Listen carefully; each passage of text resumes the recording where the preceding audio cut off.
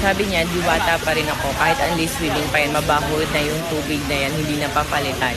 Unang-una po, syempre, supportahan niyo pa rin si Diwata kasi siya yung original. Ako naman is na-inspired lang sa kanya, kaya nagtayo rin ako ng paresan.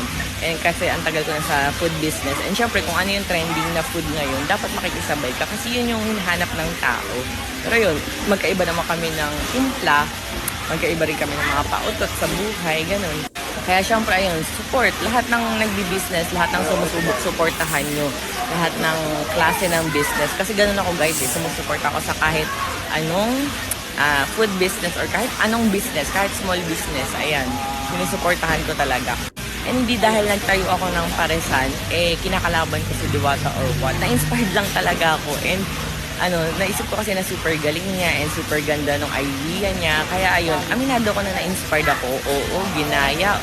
Kung ano man sabi niyo na ginaya or what, wala namang problema. Kasi totoo naman, ginaya ko talaga yung idea. Kasi nga na-inspired ako. Pero instead na hilahin ko siya pababa or i-bash ko siya or what, alam mo yun, parang ginagawa ko siyang inspirasyon para mas marami ako mabusog na tao sa murang halaga. And at the same time, marami akong mabigyan ng trabaho. Pangalawa, sabi mo mabaho yung tubig, hindi napapalitan. Eh no, kukunti pa nga siya kasi nga nire-refillan pa lang guys. And wala pong chlorine yung water natin. And kaya everyday palit talaga. Kaya kapag ka dumumi na yan, minsan kung makikita niyo sa video na iba na yung kulay, pinapaalis na namin dyan sa pool. Pinapapalitan ko agad ora mismo. So ayan, bagong-bago yan everyday. Grabe tong comment na to. Kung makapanira, wagas. Kung makapanlait, wagas. Ano kaya ang meron sa taong to, no? May galit ka po ba kay Rosmar, sir?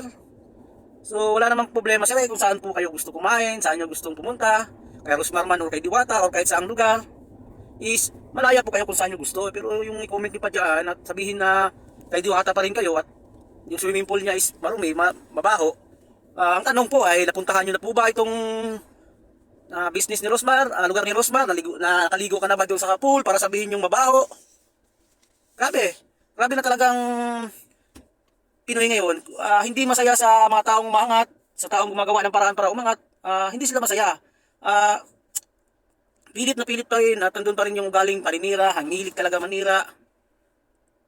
Basta may i-komento lang, hindi na iisipin kung tama ba yung sinabi. Basta comment lang. Hindi naman problema yun ni Rosmar kung kakain ka sa kanya o hindi ka naman kawalan. Ang daming tao sa mundo. Ang daming customer na pwedeng magiging customer ni Rosmar. Hindi lang ikaw.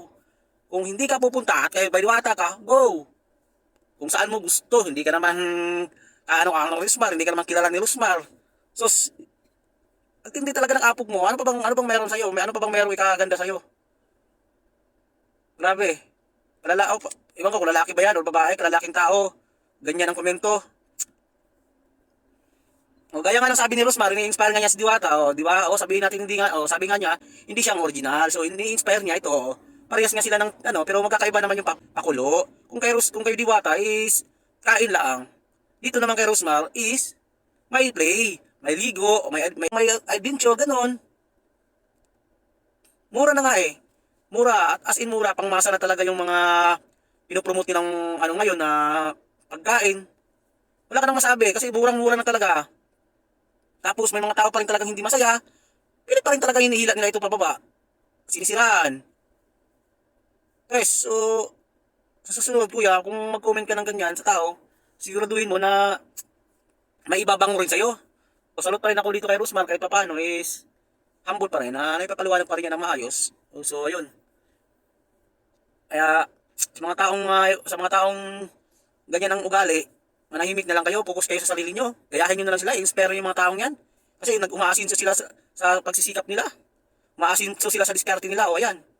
Kaya isa rin ako sa taong nai-inspire sa kanila. Kung proud ako sa kanila, magaling. Magaling tactics nila, paano sila humakot ng customer. Ayun. Bilang isang businessman, proud ako.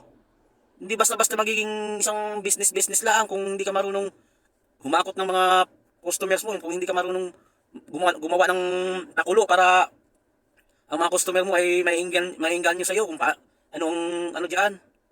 Sabay paninira pa, hindi pa naman nakapunta.